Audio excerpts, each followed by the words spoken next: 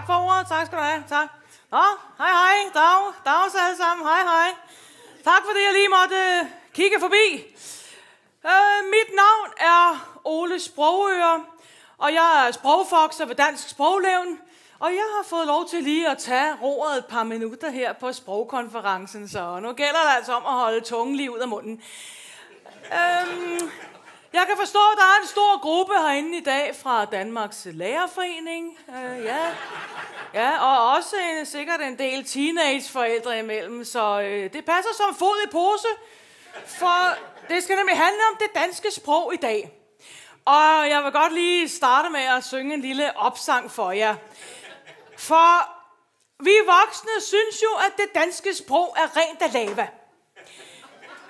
Det er kun gået en vej tilbage, og det er tilbage. Sproget er simpelthen i frit forfald, men inden I kaster alle tøjler over bord, så må I som lære, hvor skoen ligger begravet. Eller som man siger, hvor hunden trykker. Er der nogen, der allerede er hæklet af? Det er godt at se, at I ikke er kommet til kors endnu. Ja. Så går vi til Hvidovre. Jeg er skridsikker på, at I ofte krøller tommelfingre over den måde, jeres unge elever bruger sproget på. Men nu må I altså have det banket ind med skeer. De unge er ikke født bag en vogn. Nej. Det er tværtimod os voksne, der går rundt med skyskrabere for øjnene. Ja, jeg er ikke bange for at kalde en spade for en skovl. I får det glatte lagen i dag. Så, kære lærere, lad være at få et møl på tværs og over de unges sporlige underudvikling. Nej, I skal tværtimod gøre jer selv den kæmpe bjørnetjeneste at stole på de unge, til I er fulde af 5. Jo vist, på skrift har de en del tegnsætningsskader. Ja, og de sætter ofte kommaer. Helt forkert, og det samme gælder punktummer og andre tegn. Men for jeres egen skyld, så træk en streg i vandet. Og husk, at når man har sagt A, så må man også sige C. Vi kan ikke skære alle børn over en gang. Nej. Ja, og lad mig komme med et for eksempel.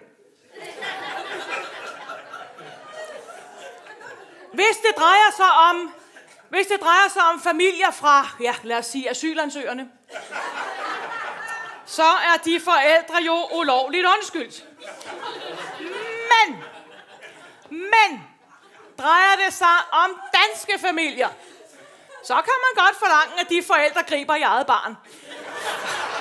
Ja, for de børn er altså ofte født med et sølvfad i røven.